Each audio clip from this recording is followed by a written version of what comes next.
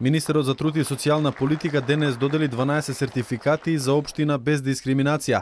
Штип, Струмица, Радовиш, Делчево, Куманово, Охрид, Струга, Неготино, Теарце, Дебар, Липково и Битола добија сертификат за несебично залагање во промоцијата и спроведувањето на Законот за спречување и заштита од дискриминација.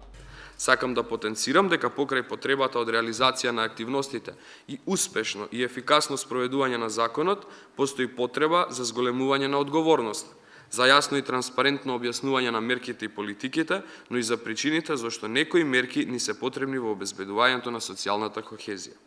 За постигнување на оваа цел, потребно е целосно и ефективно учество на сите засегнати страни на централно и локално ниво, но и активно учество на граѓаните на сите различни групи.